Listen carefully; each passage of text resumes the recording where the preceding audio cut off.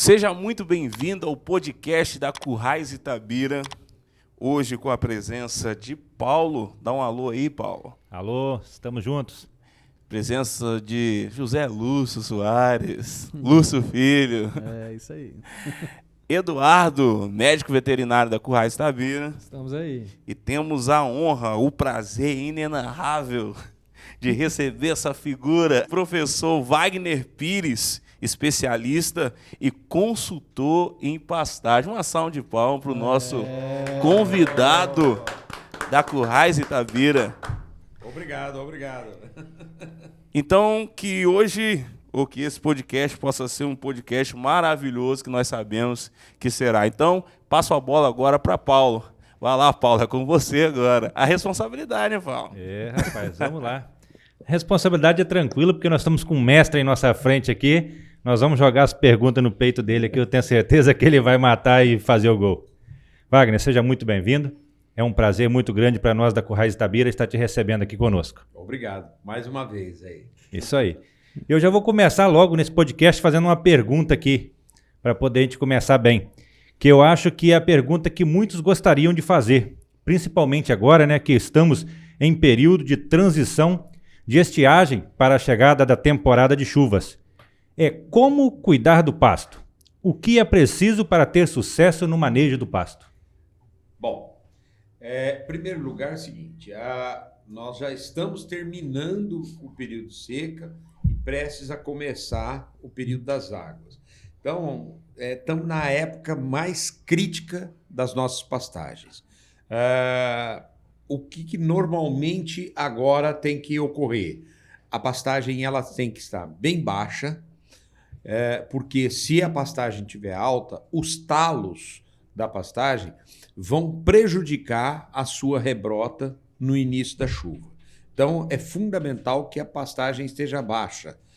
Como é que o pecuarista consegue isso? Fazendo pressão do pastejo, com um animal pouco seletivo. Então, às vezes, uma vacada sobre o pasto consegue rebaixar mais a pastagem e aí não tem problema. Nesse exato momento, quando o animal rebaixa o pasto, já não ocorre mais o que normalmente ocorre na época das águas, que é a morte proporcional da quantidade de raízes em relação à parte aérea. As raízes agora vão estar intocáveis porque o solo, por sua vez, está baixo o índice de chuva, o nível de chuva, a pluviometria está baixa e há necessidade de ter o máximo possível de raízes.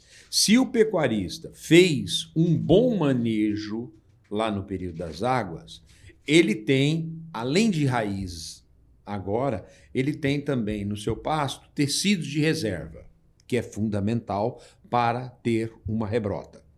Muito bem,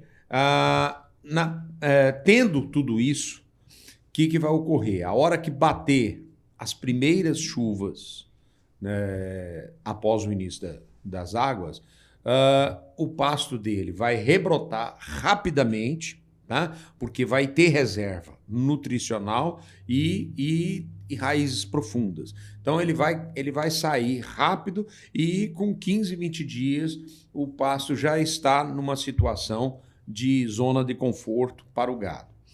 Porém, o que muitas vezes ocorre o pecuarista manejou errado a pastagem lá no período das águas, a pastagem dele entrou com pouco tecido de reserva e agora a planta está, apesar dela ter mais raízes, ela não tem reserva nutricional. Nessa situação, o pecuarista precisa ficar atento se a pastagem dele começar a patinar na entrada das águas, ele deve entrar com uma nutrição para a planta para estimular o rebrote. Normalmente, isso é feito à base de um foliar, à base de nitrogênio.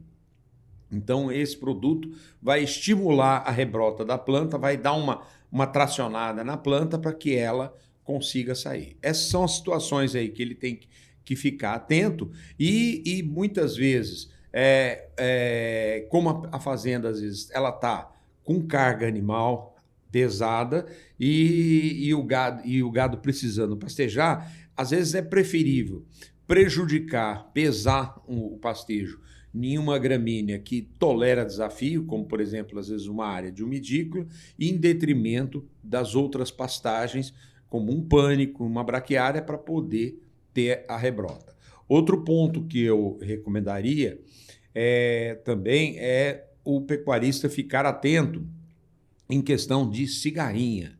Com o início das primeiras chuvas, normalmente em pastagens que ocorreram ataque de cigarrinha, no último ciclo de chuvas, os ovos naquele pasto, eles ficaram em dormência, em quiescência, e vão começar a eclodir a partir agora das primeiras chuvas. Então, o vaqueiro tem que ficar muito atento, andando no pasto e olhando para ver se não tem a ninfa, que é aquela espuminha da cigarrinha, que ali ela já está na sua forma jovem e vai se desenvolvendo e já vai injetando toxina na planta.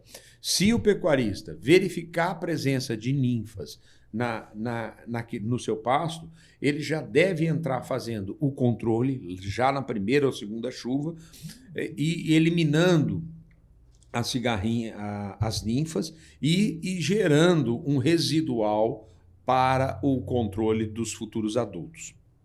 Então, essa observação por parte do vaqueiro ajuda muito a fazenda. Muitas vezes o vaqueiro não presta atenção e a fazenda só vai se atentar na segunda ou terceira geração de cigarrinha. Aí a toxina já está esparramada, a pastagem já entrou em estresse e aí já o inseticida não faz mais efeito sistêmico, somente efeito de contato. Aí nesse caso, né, no extremo já, né, o que o pecuarista deve observar e deve fazer nesse caso desse extremo já? Né, bom, posterior a isso. Se acontecer dele não ficar atento, aí não tem muita escapatória. Aí o que ele vai fazer, Lúcio? Ele vai passar a fazer controles com inseticidas de contato. Tá? Entrou em contato com a cigarrinha morre. Mas passa a ser várias aplicações para ele ir tentando salvar a pastagem dele e não aumentar mais ainda a intoxicação. Aí não tem jeito. Cigarrinha tem que ser controlada logo na primeira chuva. Isso aí tem que ser um trabalho bem intensificado, se a pessoa vacilou lá atrás, né, Wagner? Sim.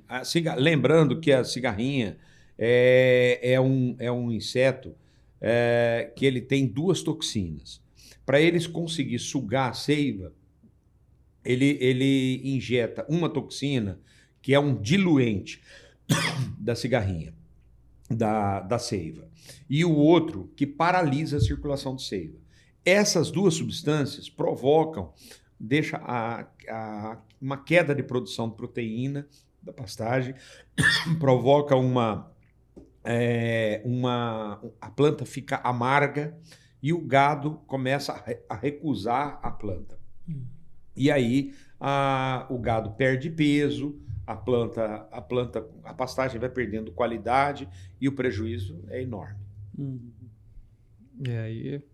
Aí o prejuízo é grande, né? É grande. Então por isso que tem que já observar desde... Começou a chuva, já começa a fazer... Cedo. E para isso já tem algum treinamento, alguma coisa, o pessoal ir lá identificar isso, Wagner? Você consegue falar assim, pessoal, me procura aqui que eu te mostro. Eu te mostro como é que é. Eu costumo brincar, tem que ter o olho Severo. Um olho no capim e outro no boi. Um olho no capim e outro no boi. Porque se não tiver ali uma pastagem de qualidade, você conseguir antecipar esses problemas para resolver, você não tem um boi de qualidade. Com né? certeza, é isso mesmo. Paulo entrou fazendo uma pergunta já muito técnica, né, de cara, né? Mas é bom para quem está nos assistindo. Né? É um momento muito importante, né, desse ciclo aí da pecuária. Mas eu queria que você contasse um pouquinho sobre você lá atrás, como que foi, né? Como é que você chegou nisso aí, Conta né? essa história. Até esse momento aí. Vamos lá. Bom, eu me formei em 1984, né? E logo que eu formei, o primeiro trabalho meu fui para o Paraná. Trabalhei no Paraná durante uns 3 ou 4 meses numa fazenda de um primo meu e acabou não dando certo. Eu voltei para Ribeirão Preto, onde era a minha cidade, e aí eu comecei a trabalhar com empresas. A primeira empresa que eu trabalhei foi Sementes Agroceres, e lá eu tive o primeiro contato com pastagem. Depois disso eu fui para uma empresa chamada Sementes na Terra, aprendi demais nessa ocasião, nessa época, e fui sempre trabalhando com empresas. Trabalhei numa outra empresa, Sementes Paulista, depois voltei para Sementes na Terra, até o ano de 89. No ano de 97. Até o ano 97, aí eu me desliguei da empresa que eu estava trabalhando, e aí eu comecei a seguir um voo solo. Comecei a seguir o meu caminho. Foi um período assim, bastante complexo, que eu estava me desligando da empresa e não tinha nenhuma perspectiva de trabalho. E falei, e agora? O que eu vou fazer? Né? Agora eu vou... O que eu sei fazer? Eu falei, eu entendo de pastagem. Né? Eu gosto de pastagem. O que eu gosto? Eu gosto de ensinar as pessoas a mexer com pastagem. Aí eu parei e falei, bom, se eu gosto de pastagem e se eu gosto de ensinar as pessoas a mexer com pastagem, então eu vou montar um curso de pastagem. Aí resolvi minha vida. Comecei a preparar meu trabalho e passei mais de 7 meses aí trabalhando das 3 da manhã às 6 da manhã, organizando meu projeto. Mas o porquê das 3 da manhã? Porque era o único horário que eu tinha. Era o único horário que eu tinha. Eu trabalhava o dia inteiro na empresa de sementes, depois eu tinha que dar uma atenção para a família, tinha que dormir, me sobrava das 3 às 6. Quando a pessoa quer, ele tem que encontrar, não tem que arrumar desculpa. Então, o tempo que eu tinha era esse, das 3 às 6. E era religioso, eu trabalhava, acordava e fui gradativamente. A persistência pegou firme nessa época. Eu não falhava um dia e era religioso. 6 horas eu parava e... Sábados, domingos, feriados? Sábado, domingo, feriado, tudo. Eu ia para a empresa depois e assim eu fui me organizando. Até que eu concluí o projeto, aí eu pedi demissão da empresa. Aí eu fiz uma besteira. Eu desvirtuei do meu rumo, que a gente nunca deve fazer isso, e fui vender semente de feijão. Um amigo meu me ofereceu e lá fui eu vender semente de feijão. Mercado totalmente paralelo. E tomei na tarraqueta, perdi, dancei, queimei o meu dinheiro e não vendi feijão, não ganhei dinheiro. Aí voltei a tempo para o meu foco, dei o primeiro curso e graças a Deus fui bem sucedido. Dali eu já comecei a receber convite para fazer outros eventos, cooperativas, e fui crescendo. Uma coisa que me ajudou muito foi amigos que o homem precisa, o profissional, ele tem que ter amigos, porque o inimigo afunda ele, mas o amigo, ele estende a mão. Então, se você tem amigos, as pessoas começam a te ajudar e te indicar. Então, isso foi muito bom. E aí eu fui crescendo devagarinho, E como é que foi a história do livro? Escreveu o livro. A história do livro. Isso é foda, hein, cara? Vai pegando, né?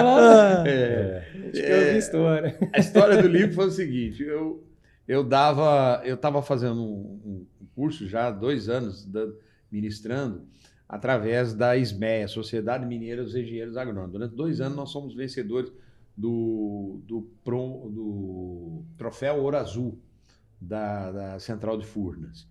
Um projeto muito bacana que a gente realizava em todo o estado de Minas Gerais. E aí esse rapaz virou para mim e falou assim: Wagner, você não tem vergonha da tua apostila? É uma porcaria a tua apostila.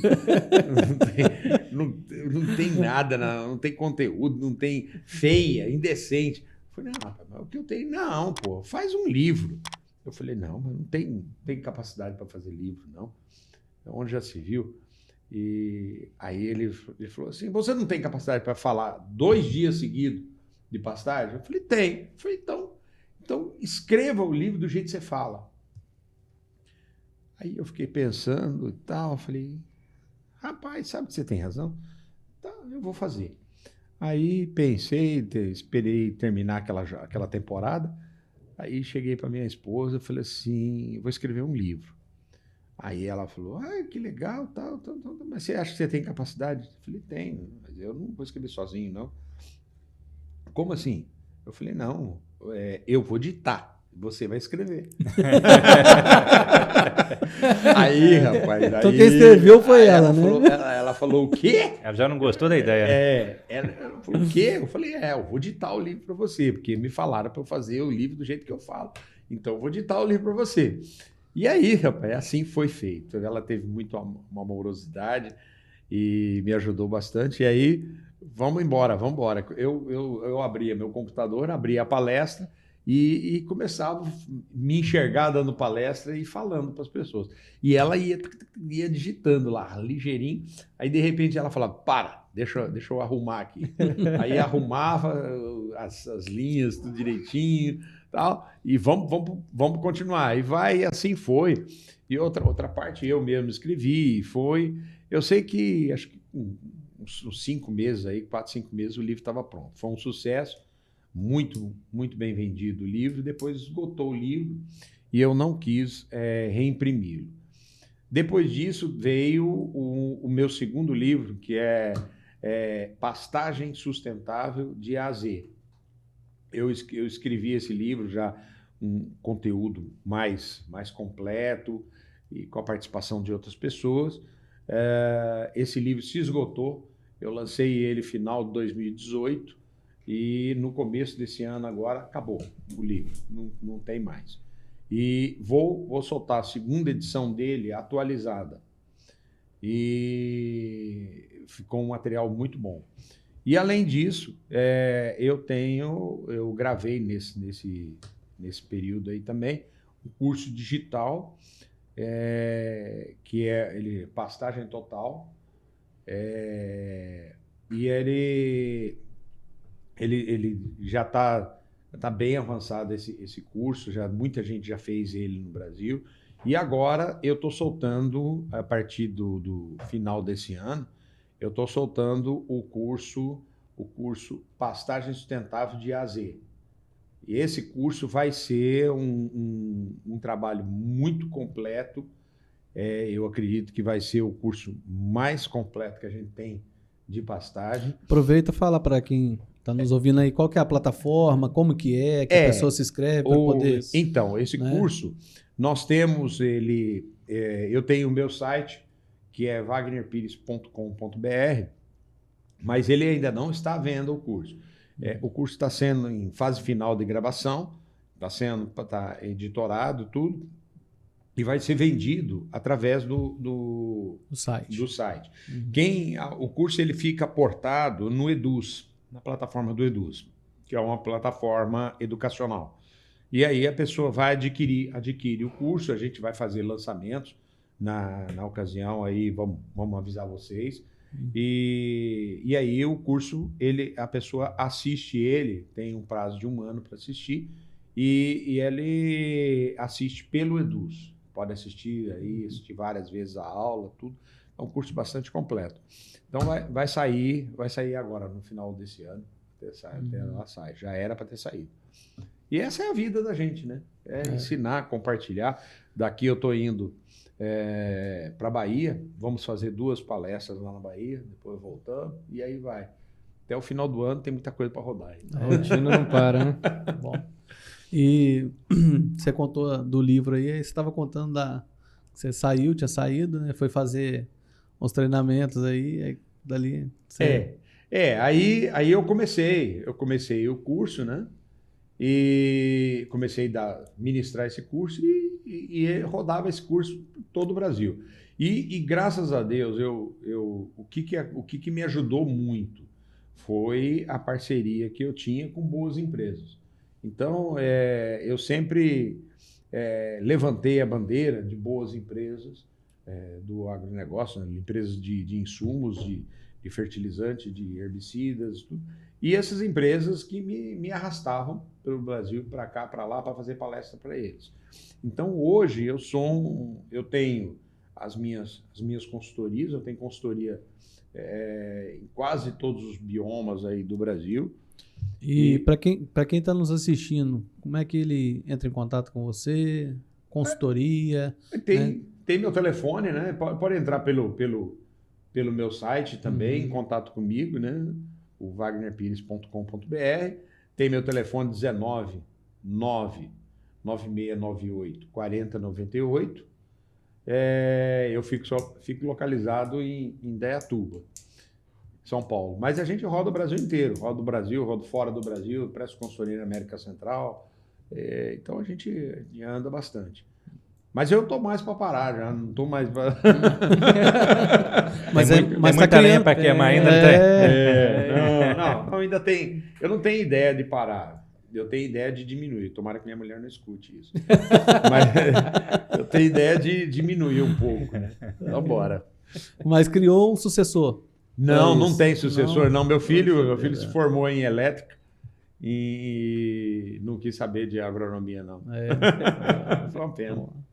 Paulo, você tem mais algumas perguntas aí, né, Paulo? Vamos lá, vamos fazer mais umas perguntas. Bora. Aproveitar a oportunidade aqui e trazer informação aí para esse povo. O que o pecuarista precisa fazer no cultivo do pasto, sabendo a importância que a alimentação tem em todo o processo até o produto final? Bom, Paulo, vamos lá. Pecuarista, para ele fazer um pasto de qualidade, ele tem que fazer a mesma coisa que ele faz numa lavoura de milho, numa lavoura de soja, um amendoim, qualquer lavoura. O pasto, ele é uma cultura, é uma lavoura. E se o pecuarista tratar a pastagem como é uma lavoura, ele vai ter resultado. O problema do pecuarista, que normalmente ele é um extrativista. O pecuarista não aduba, o pecuarista não cuida do pasto, não maneja corretamente a pastagem e quer resultado. Veja bem, um pecuarista resolve reformar um pasto. Ele mete a grade no pasto velho, gradeia, tomba tudo aquilo ali, tal, nivela direitinho, vai lá, compra semente de pastagem, 10, 12 quilos aí de uma boa semente e joga no pasto. E daqueles 10, 12 quilos nascem toneladas de massa verde. E aí ele põe a boiada no pasto e a boiada vai comendo aquele capim, e só que ele não maneja corretamente, nem sequer dá descanso para o pasto. E o pasto precisa de um descanso para rebrotar e para voltar ao normal. Então, o que acontece? A planta vai desgastando, o solo vai empobrecendo. Um boi vamos pensar, um boi de 500 quilos, 600 quilos que saia da fazenda, se ele tiver 600 quilos, ele leva 6 quilos de fósforo. De mamanda caducando. Ele extrai de onde isso? Ele extrai da terra. E os solos do Brasil são tremendamente pobres em fósforo. Então é muito preocupante. Nós vamos estar aqui com o pessoal da Celita, né? Uhum. Que vai participar da palestra nossa na quarta-feira. 1 litro de leite é 1 grama de fósforo. Isso sai de onde? Sai da terra. Então o que acontece? O caboclo ele vai extraindo, e chega uma hora não tem o que tirar mais. Só pensa no resultado, mas não pensa o que fazer para ter o resultado. Justamente. Nós falando né, que você estava falando hoje com a gente também, a questão da adubação, né? Quando você chega lá na frente, que você for falar, questão de lotação até, né? Tem essa questão toda aí. O que o pecuarista hoje extrai da terra, o que ele pode extrair também com esses números, né? Porque às vezes o pecuarista fala assim, não, vou investir, vou adubar, vou irrigar, vou fazer todo esse processo, mas o que isso me traz de retorno lá na frente? Sim. Né? Então, o que acontece? Ele não pensa, ele não mensura a extração. Ele também não mensura a degradação. E o que acontece? Ele começa, um dia ele começa a olhar para o pasto dele e fala, nossa, como está sujo o meu pasto, cheio de planta daninha. Isso já é um indicativo de degradação. Ah, o capim está raleando, o capim está ficando mais escasso. Então, tudo isso é sinal de degradação. A pastagem vai se degradando e chega uma hora que ele fala assim, eu tenho que refazer o pasto. Mas ele não faz uma coleta de amostra do solo, ele não verifica como é que está a fertilidade, e ele vai trabalhando dessa forma, extraindo. Reforma, faz outra vez, o pasto aguenta mais 4, 5 anos, degrada outra vez, e ele vai... Chega um dia que ele fala assim, eu tenho que trocar de capim. Esse capim não aguenta mais. Aí ele procura um capim mais tolerante à baixa fertilidade. E a miséria vai aumentando. Vai aumentando a baixa lotação, o GMD, o ganho médio diário do gado vai piorando, entendeu? Então, tudo vai caindo. E o pecuarista não enxerga isso. Até o dia que vem um agrônomo lá e fala a verdade para ele, aí ele xinga o agrônomo, manda o agrônomo embora, aí vem outro agrônomo, um veterinário vai lá, fala também a mesma coisa, aí ele resolve fazer. O que está acontecendo? Está acontecendo que a gente está vendo aquele pecuarista da moda antiga, ele está se aposentando, os filhos estão vindo, os netos estão assumindo as fazendas. E aí esse pessoal está chegando com uma mentalidade nova. Essa conscientização, né, Wagner? Tá mudando, né? Mudando. De tratar a pastagem como cultura, né? Sim, está mudando. Então, as pessoas, o empresário novo, o caboclo está vendendo a fazenda. Sabe por quê? Porque há 20 anos atrás, há 30 anos, ele conseguia manter a família dele com aquela fazenda, aquela fazendinha que ele tinha. Hoje, ele não consegue mais se manter. Se ele não tiver uma outra atividade, ele dificilmente vai manter a família dele. E a hora que ele entregar a fazenda para os filhos dele, os filhos também não vão querer tocar aquele negócio. Por quê? Porque era ele, a mulher e os filhos, para viver daquela fazenda. Aí ele tem 3 filhos, 2, 3 filhos, e cada um é uma família. E se você dividir aquela fazenda em 2 ou em 3, não dá para manter. Então, o que acontece? O filho vende e se desfaz da fazenda. Aí um sujeito vem, um empresário, compra aquela terra e vai investir. Ainda mais se a fazenda tiver uma topografia boa e puder ser usada com agricultura, o pessoal da agricultura compra, corrige e faz aquilo numa lavoura de qualquer coisa e vai ganhar muito dinheiro. Vai ser produtivo. Vai ser produtivo. Então, tá mudando a cabeça, tá mudando de mão a pecuária, e a gente está vendo as pessoas que estão assumindo com muito mais responsabilidade, com muito mais vontade de fazer a coisa produzir, e a coisa está mudando. O preço da terra subiu assustadoramente no Brasil. Assustadoramente. E se você fizer a conta, pecuária, a margem de lucro da pecuária ela é muito pequena. Pecuária tem uma margem pequena, mas não tem risco. A agricultura tem um alto risco e uma alta margem. Tudo é proporcional. Então, o que acontece? Para você ficar com atividade em regiões de terras mais caras, e o Brasil como um todo subiu o preço de terra assustadoramente, você tem que ser profissional. Você tem que produzir mais. Você tem que produzir melhor. E aí, meu filho, não tem escapatória. Você tem que entrar com cerca, você tem que entrar com curral, você tem que entrar com bebedouro, você tem que entrar com coxo, você tem que entrar com gramíneas de alto potencial de produção, você tem que cuidar da pastagem, adubar, e aí... Tem que ser eficiente. Para isso, você tem que ter uma estrutura ali toda para que a coisa aconteça. Com certeza. E uma coisa é o sujeito manejar um pasto de baixa fertilidade. E outra coisa é ele manejar uma lavoura de pasto. Muda totalmente. Então o cara tem que ser bom. E hoje, qual a importância de aliar essa questão da pastagem, né? Que essa é uma pergunta que a gente ia fazer também, né? Com as fases, né? Da cria, da recria, da engorda, né? Bom, nós temos 3 fases do desenvolvimento do animal. Nós temos a fase de cria, tá? Que é a partir do momento que o bezerro nasceu, ele passa amamentando na vaca até o momento da desmama. Tá? Depois nós temos a recria, que ele desmamou e ele vai engordando, até chegar no ponto já que ele caminha para a fase final, que é a engorda. Na fase de cria e na fase de engorda, a conversão alimentar do animal ela é menor.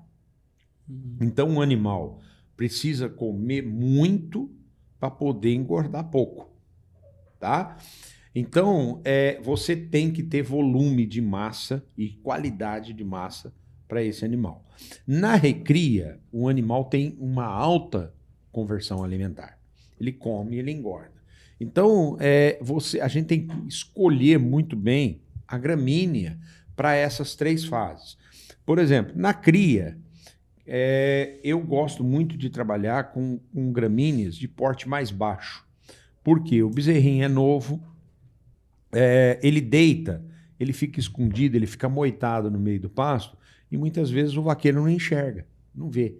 E aí, às vezes, vai trocar o gado de pasto, o bezerrinho fica para trás e aí o bezerrinho pode morrer. Então, para esse tipo de situação, a gente trabalha com uma medícula, a gente trabalha com uma grama estrela, a gente pode trabalhar com Tifton, ou seja, gramíneas que têm um porte mais baixo, tem massa de qualidade, mas tem um porte mais baixo. É mais fácil você visualizar o bezerro. À medida que a gente caminha para recria, o animal está sozinho, ele já entra numa gramínea de alta produção, que seria as braquiárias. E na hora que você direciona o animal para a fase de acabamento, na engorda, aí você entra com um pânico, preferencialmente, que você vai ter uma qualidade de massa de alta proteína, o animal vai comer e vai ter um ganho de peso e rapidamente ele sai. Então, seria essas 3 situações. Esse pânico eu posso usar em qualquer lugar na propriedade morrada? Olha, pode, não muda. A topografia, ela interfere. O que interfere na topografia? O tipo de capim. Então, você deve, por exemplo, numa área morrada, você deve preferencialmente trabalhar com gramíneas ou decumbentes ou estoloníferas. Tá? Por quê? Porque você fecha o solo, você protege o solo e você evita a erosão. O que é erosão? A erosão é a água que desce no pasto e ganha velocidade. A hora que a água ganha velocidade descendo, ela começa a carregar as partículas do solo. Quando você tem, às vezes, uma área amorrada, nessa amorrada você tem as touceiras de capim em formato de touceira, a água corre entre as touceiras. E aí a água começa a levar terra, levar material, levar matéria orgânica lá para baixo. Tá? Então, obrigatoriamente, para áreas amorradas, como é o caso daqui do Espírito Santo, a gente recomenda gramíneas decumbentes ou estoloníferas, tá? Ou rizomatosos. Então, gramíneas, materiais que protegem mais o solo. E evitar gramínea de touceira, como os pânicos. Tá? Então, esse seria o único cuidado que a gente pode ter. Área plana, qualquer capim vai bem. Vai bem, né? Vai bem. Sim. Muito bem. Então, e como fazer então esse diagnóstico do pasto aí? Para você saber sobre solo, topografia, região? Então, vamos lá. Como fazer o diagnóstico? Olha, você tem que contratar um agrônomo. Contratar um agrônomo para ele resolver. Não pode ser tão fácil assim, não? Não, mas é fácil. Eu vou dar aqui a dica. Eu tenho uma metodologia que eu chamo quadrante do Wagner Pires. Como é que é o quadrante do Wagner Pires? Ele é formado por 4 fatores que levam à degradação da pastagem. Quais são eles? Plantas daninhas, tá, de folha larga, plantas daninhas de folha estreita, que eu chamo de outras plantas. Depois, fertilidade do solo, principalmente fósforo. E, por último, população de capim. Então vamos entender esse quadro. Para cada uma delas, desses 4 itens, eu fecho um quadro de 4 lados, eu dou uma nota que varia de 0 a 10. Para plantas daninhas de folha larga e para outras plantas, 0 é a ausência total de plantas daninhas. Nota 5, 50%, e nota 10, 100%. Como é que eu identifico isso? No olho, no olhômetro. Tá? Se você tiver um pouco de dificuldade, você leva uma... Como é que se diz? Chama um técnico especializado nessa área e aí você pede para ele opinar com você. Tá certo? Aí você pega e avalia aquilo e dá uma nota de 0 a 10. Para a fertilidade do solo e população de capim, é o inverso. Nos 2 primeiros, 0 é muito bom e 10 é muito ruim. Para fertilidade do solo e para população de capim, 0 é muito ruim. Então, uma nota 0... Que bela caneca, rapaz. Gostou da caneca? Nossa, chique, muito chique. Essa é sua, essa é de presente. Oh, muito obrigado. Então você tem lá 0, tá? 0, praticamente você tem 1 miligrama por decímetro cúbico de fósforo, tá? Nota 10, né? Nota 5, seria 10 miligramas por decímetro cúbico de fósforo. E nota 10, 20 miligramas por decímetro cúbico de fósforo. Por quê? Porque 10 miligramas por decímetro cúbico de fósforo é o mínimo que uma gramínea necessita para ter um bom desenvolvimento. E nota 20 miligramas, que seria nota 10, seria o desejável de 20 miligramas. Como é que eu identifico isso? Meu filho, eu não sou mágico. Não tem chabu. Você tem que fazer um exame, tem que fazer uma análise, coletar a amostra, mandar para o laboratório e verificar. Então você vai fazer, é o único ponto que você vai precisar de uma análise. Vai fazer uma análise de fósforo, vai ver se é pobre, se tal. E o último é população de capim, também no olho. Nota 0, acabou o capim. Nota 5, tem 50% de capim. E nota 10, 100%. Bom, aí eu montei um quadrado, é igual o que o Bolsonaro fala, as 4 linhas, tá? Montei um quadrado. Aí dentro desse quadrado eu tenho um quadrante que é verde, um quadrante que é amarelo que eu chamo de amarelo 2, depois tem um amarelo 3, depois tem um vermelho 4.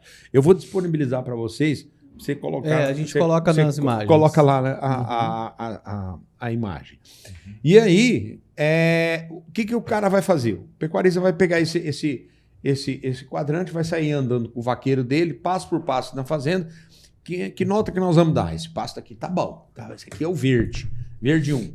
E esse? Esse aqui tá mais ou menos. Então, vamos chamar esse aqui de amarelo 2. Aí tem um outro que é amarelo 3, que é pior ainda. E depois, como tudo que é vermelho é uma porcaria, aí vermelho é o vermelho 4. É uma merda, acabou, tem que reformar. Tem que trocar mesmo. Tem que trocar de passo. Então, você vai andar verde, amarelo, vermelho, verde, amarelo, vermelho, e vai dando as notas. Aí, cara, quando terminou, você vai falar assim, por onde que eu começo? Companheiro, comece pelo vermelho. Não começa pelo vermelho, não. Você vai começar pelo amarelo. Por quê? Porque a recuperação da pastagem, ela é 50% do custo da reforma. 50%, e muitas vezes até menos. Só que o pecuarista quer começar pelas situações piores. Está errado. Ele tem que começar pelas melhores, fazer com que a pastagem reaja oficialmente, e aí a pastagem dele vai mudar mais depressa.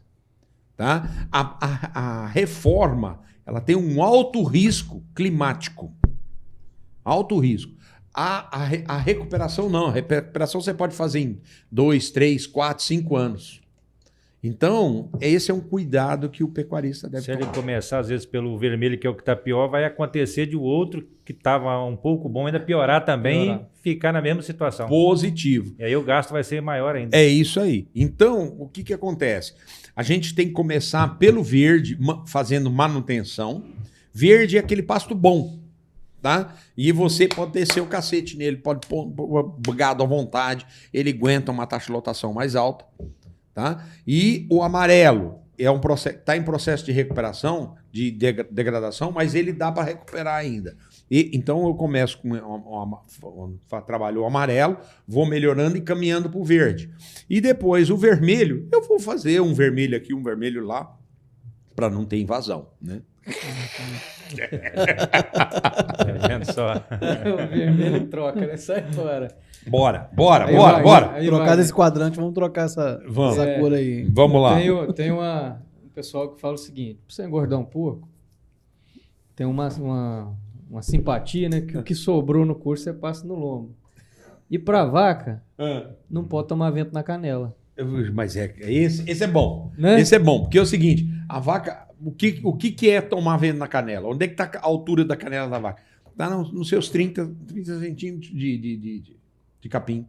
Tá? Então, eu costumo dizer o seguinte... Então eu tô certo. Tá certo.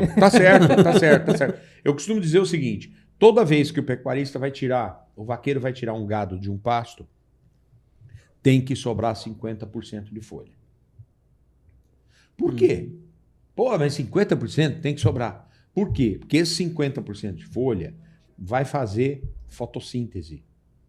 E a fotossíntese faz o quê? Ele produz energia. E a planta armazena essa energia. A planta usa essa energia para rebrotar, para fazer mais folha. Então, se o pecuarista deixar, por exemplo, 10% de folha, rapar o pasto, a planta não tem de onde fazer fotossíntese, né? Não tem força para rebrotar. E aí o pasto começa a se lascar. Aí quem é que sai? A planta daninha. A planta daninha vai sair. E começa a sujar o pasto. Tá? Eu te pergunto, como garantir um cultivo de pastagem sustentável? Como garantir? Adubando, cuidando do pasto, dividindo o pasto, respeitando a planta. Então, é o seguinte, para você ter uma pastagem boa, primeiro, você tem que respeitar as necessidades da planta. Se eu vou colocar você para trabalhar, falar assim, hoje você vai dobrar, você vai ficar aqui na empresa trabalhando 24 horas. Amanhã você está um bagaço. Aí eu chego amanhã para você e falo, não, vai trabalhar mais 24 horas. Vai chegar uma hora que você não aguenta. Não aguenta. Você entendeu? E a planta é desse jeito. Então, o pecuarista, ele põe gado, o gado e a pastagem vai degradando, vai perdendo força, entendeu? Aí começa a vir outras invasoras e tal. Então, a pastagem vai raleando, ele vai entrando num processo de degradação sem respeitar a planta. Como é que você faz isso? Você tem que dividir pasto. Então, você tem que fazer um bom mapa da fazenda. Eu não faço divisão de fazenda sem um bom mapa. Tá? Eu preciso entender as necessidades da planta, como é que é as divisões, e aí eu divido aquele pasto. Então, vamos supor que você tem um pasto lá vamos falar na língua de vocês aqui, eu tenho um pasto de 2 alqueires. Tá? Aí eu divido um alqueire e um alqueire. Tá? Aí eu faço o quê? O alternado. O que é o alternado? É a mesma quantidade de gado que eu está ficando lá naquele um pasto nos alqueires, ele vai ficar em um dos lados de um alqueire. Tá? Aí ele fica 10 dias ali, muda para o outro lado e começa a comer o outro lado. E o que vai acontecer? Esse pasto que ele estava vai descansar 10 dias. Tá? Aí volta para cá, e volta para lá, e volta para cá. Então, esse é o sistema alternado. Só de você fazer isso, já tem uma melhora significativa no pasto. Aí, quando o pecuarista enxerga isso, aí ele pergunta assim, posso dividir em 4? Pode. E aí ele começa a fazer 10 dias, 10 dias, 10 dias, 10 dias. O pasto descansa 30. Cara, E muda. falando por isso aí, qual que seria o ideal hoje, né, para que o pasto descanse, que a gente chega num período assim, né, e que você tenha o ideal, né? Você falou de 10 dias e a gente Não, para chegar até 30, assim, né? Então, é o seguinte, existem tabelas que são fornecidas pela Embrapa, pelas gramíneas que a Embrapa desenvolveu. Tem outras empresas que desenvolvem suas gramíneas e eles avaliam esse tempo que a planta precisa. Em geral, uma gramínea, ela precisa na faixa aí de 20 a 30 dias para repor toda a sua energia e a sua área foliar. O que altera aí? Altera que tem gramíneas que são mais tardias e gramíneas que são mais precoces. Altura de corte. Como é que a gente define a altura de corte? A altura de entrada e a altura de saída. A altura de entrada é a altura, é o ponto em que você já tem uma quantidade de folhas e a partir daquela altura, para nascer uma folha nova, morre uma folha velha. Para nascer outra folha nova, morre outra folha velha. Ou seja, você está trocando 6 por meia dúzia. Então, nesse momento, você está perdendo. Tá? Você está ganhando talo e está perdendo folha. Então, cada gramínea tem a sua altura peculiar.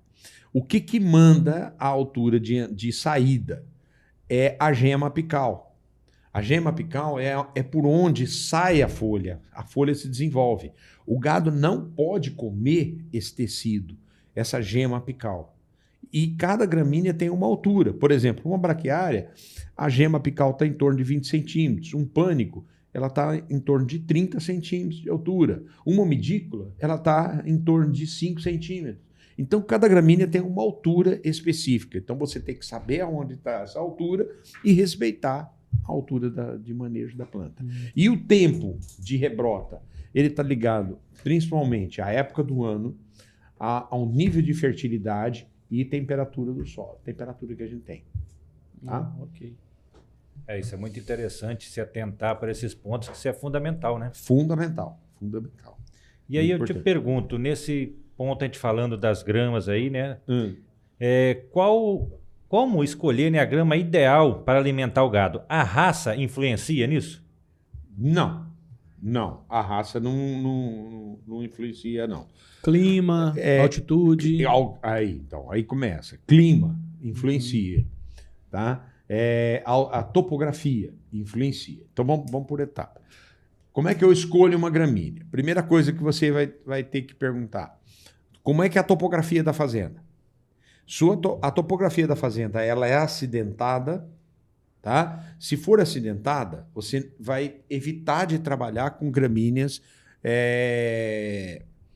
de touceira, tá? Por quê? A gramínea de touceira, ela não fecha o solo, ela deixa espaços abertos. Você vai trabalhar com gramínea decumbente, com gramíneas estoloníferas e rizomatosas. Tá? Tem várias no mercado. Se a sua área é plana, qualquer gramínea você pode pôr. Segundo ponto que você vai observar, como é que é o nível de fertilidade do teu solo. Seu solo é um solo fértil. Se for fértil, qualquer gramínea vai bem. Se é uma terra fraca e você não pretende melhorar na fertilidade, você tem que adaptar a gramínea à fertilidade. E aí você vai escolher as gramíneas mais rústicas que nós temos no mercado, como, por exemplo, uma braquiária decumbens, um andropógon, tá? Uma umidícula. Tem várias gramas aí. E aí a gente vai trabalhar com gramínea menos exigente. Se você pretende melhorar o nível a fertilidade daquele solo, você pode opinar por uma gramínea mais exigente. Outra coisa, que tipo de animal que você vai trabalhar? Bovinos, equinos, caprinos ou ovinos? Tá? Por quê? Isso muda? Muda o hábito de pastejo. Por exemplo, o equino, cavalo, moares, os ovinos e os caprinos, eles comem parado. Tá? Comem parado. E ele vai rapando aqui o capim até embaixo.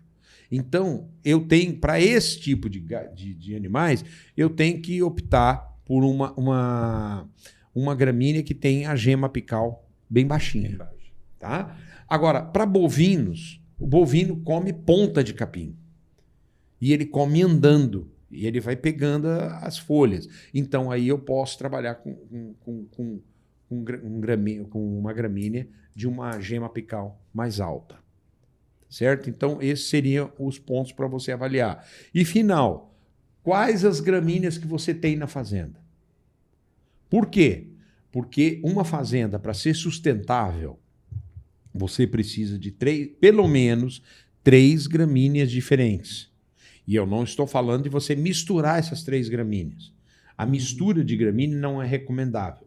Por quê? Porque o gado é seletivo. Ele escolhe a gramínea que ele vai comer. Se você tiver uma gramínea muito gostosa, muito palatável, e uma mais ou menos, uma mais amarga, ele vai comer a mais gostosa. É que nem a gente no churrasco, você vai na picanha. Tá? E aí ele vai comer a mais gostosa e vai deixar a outra para trás. E a outra vai passar do ponto, vai ficar amarga, a qualidade dela cai mesmo. Então a tendência é a mais gostosa desaparecer e ficar a mais amarga. Então, enquanto está nessa fase de transição, o gado anda muito. E ele anda muito, ele gasta muito, queima muita energia. Então você tem que avaliar. Então, avaliar esses pontos aí, você escolhe a gramínea. Vamos lá. Tá vendo? Vamos. Qual que é o tempo que tá aí já, Bruno? Só pra gente poder. 52? Vamos para. Acho que muitas perguntas ele já respondeu, né? Tem coisa. A gente pode ir para a última pergunta aí, pra gente entrar um pouquinho na área da mensagem aí. Meu Deus. Essas outras aqui, pessoas já responderam. Então vamos lá. Eu acho que está sendo bastante explicativo. Está dando para poder ter um apanhado muito bom. Acho que vai tirar muitas dúvidas, né? Quem estiver acompanhando isso aí vai conseguir esclarecer. E com certeza vão fazer um plantio mais adequado, uma preparação mais adequada e, consequentemente, ter um resultado bem melhor. E a importância, Paulo, é dele traduzir isso, né? Para quem entende de gramíneas e para quem não entende também. É uma conversa, assim, é um bate-papo para aquele que comprou o novo, né? Que está investindo na propriedade, mas que também não entende do agronegócio a fundo a esse ponto, né, de chegar nesses detalhes todos, né? Então ele traduz realmente para quem entende, né, quem vive lá e tem essa experiência, e também quem não entende, né? Quem está investindo no agronegócio agora. Hoje, o que acontece? A gente não pode errar. Não pode errar. Então, o pecuarista, ele é fundamental que o pecuarista experimente. Você vê uma coisa, a Currais Itabira tem várias tecnologias que ela produz. Ela produz o coxo de sal, ela produz o coxo de suplementação, ela produz o bebedouro dela, ela produz o curral, tá? A porteira. O que acontece? O pecuarista tem que experimentar isso na sua fazenda. Por exemplo, ter um coxo é fundamental, um coxo de sal. Tem fazenda que eu vou que tem o sujeito tem a capacidade de colocar o sal num tronco de árvore lá escavado lá num pedaço de pau lá e joga o sal lá em cima, no chão. O coxo fica no chão, tá? Isso é um crime. Então, o sal, ele faz parte da alimentação.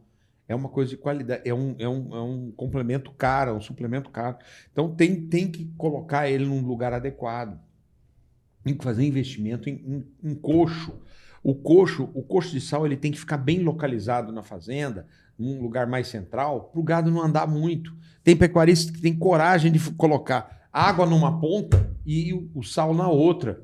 Para que o senhor fez isso? Não, para o gado andar para comer. Por que o gado anda? O gado anda para queimar energia, cara. E o gado vai perder peso. Nós fazemos caminhada pra gente não ganhar peso. Então ele faz o gado dele andar e o gado vai emagrecer mais, não vai ganhar peso, tá? Vai ficar um gado fit. Então o ideal é centralizar. É centralizar. É a água mais próxima. Então tem que avaliar isso. Chega tem fazenda que eu vou, muitas fazendas, e é uma represa de água.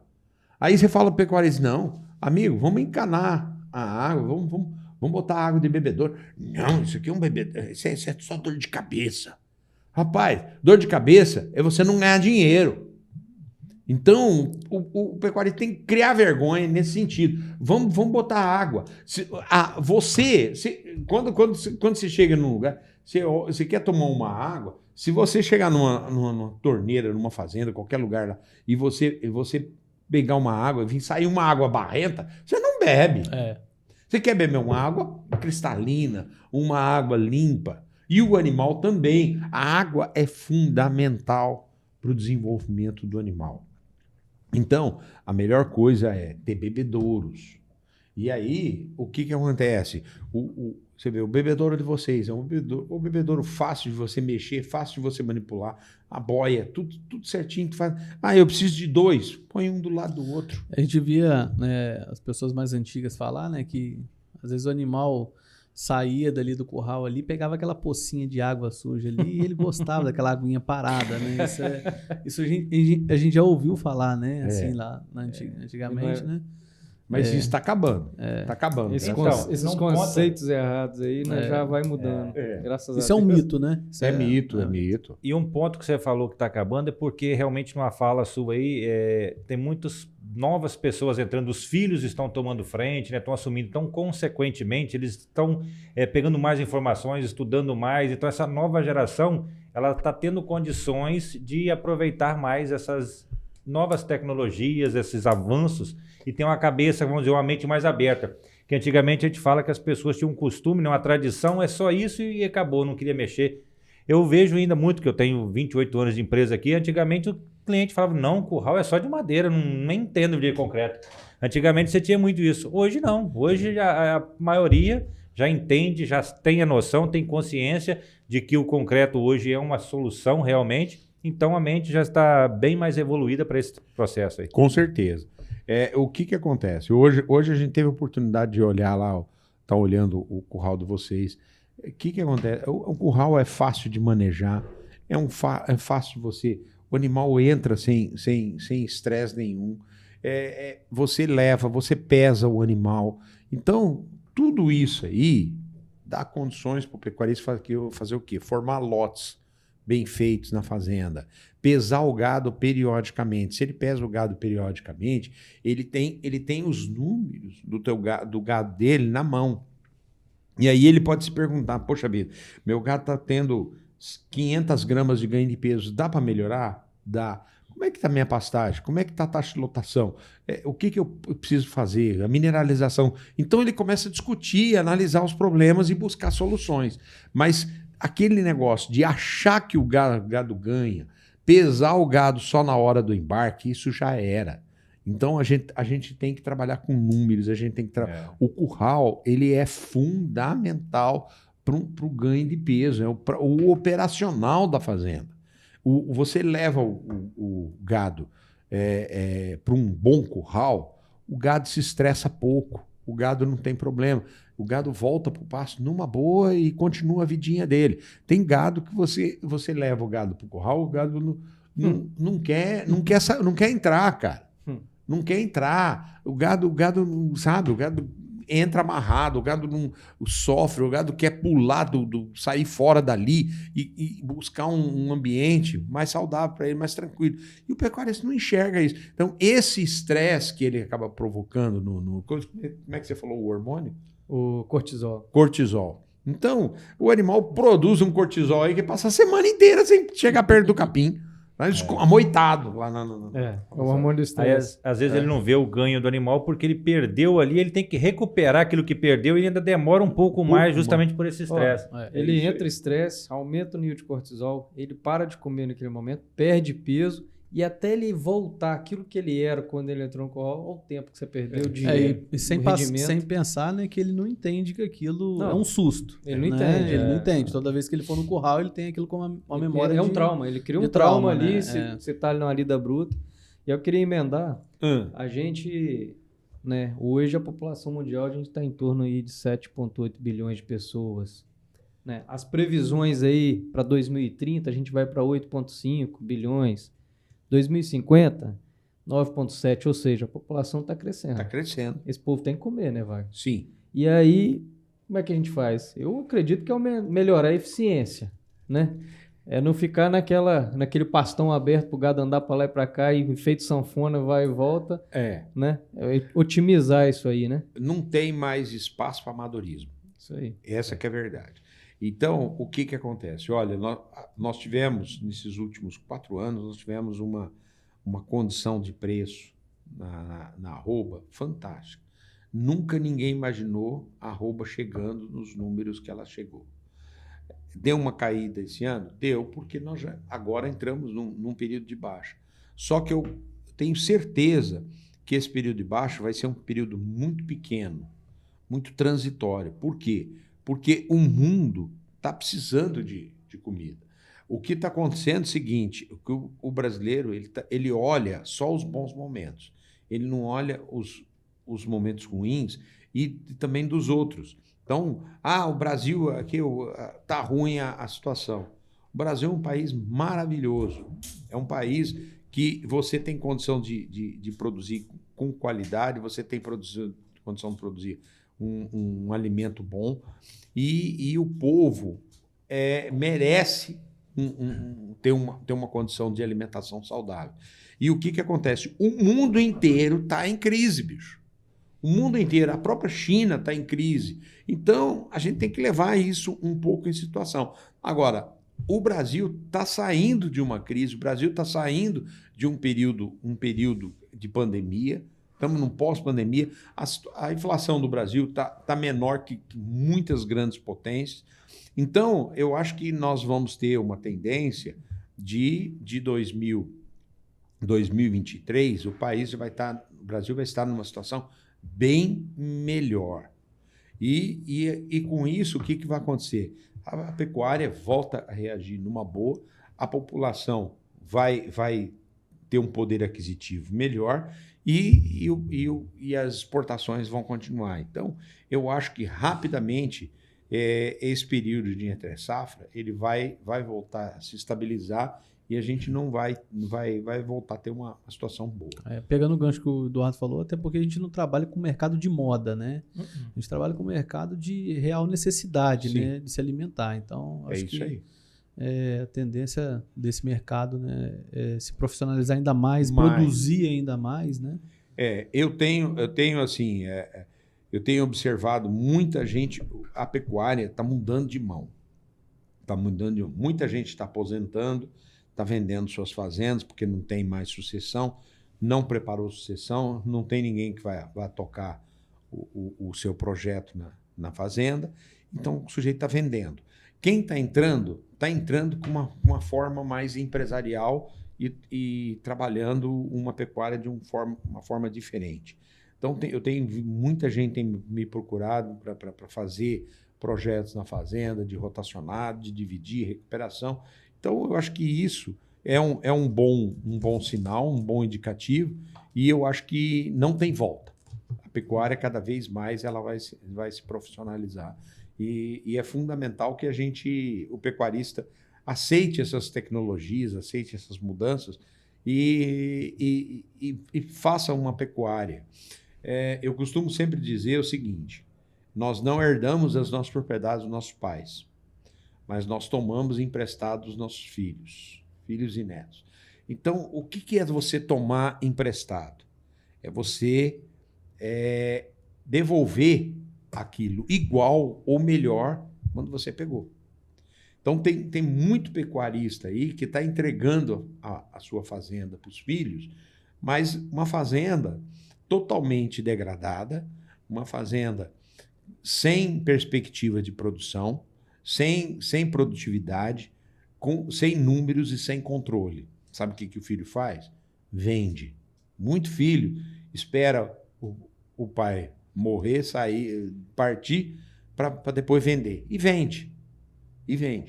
Então, esse tipo de pecuária vai desaparecer. Tá?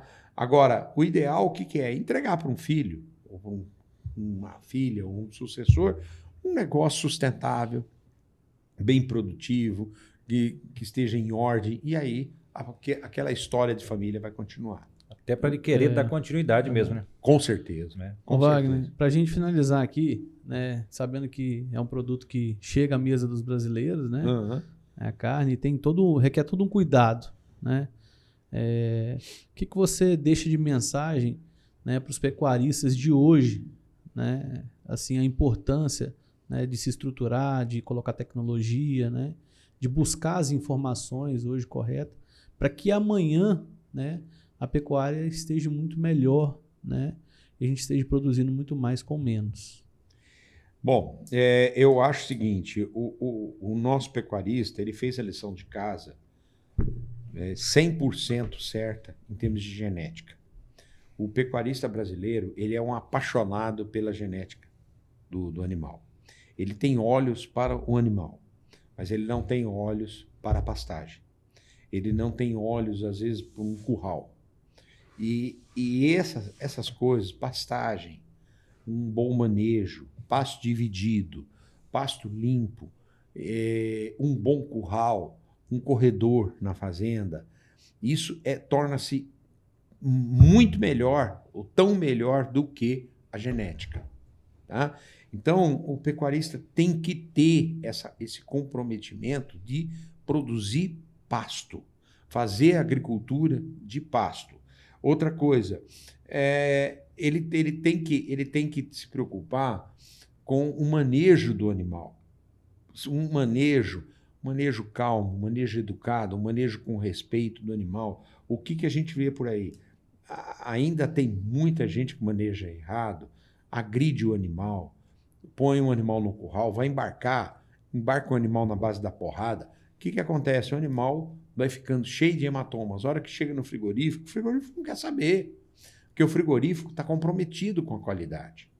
Então, eu acho que o pecuarista é aquele que ele acompanha todos os dados do seu gado, do seu rebanho, e quando ele vende o seu gado para um frigorífico, ele vai lá no frigorífico ver o abate, ver a carcaça que ele produziu. E o pecuarista não faz boi, o pecuarista faz carcaça. Então ele tem que ver a qualidade do que ele está produzindo.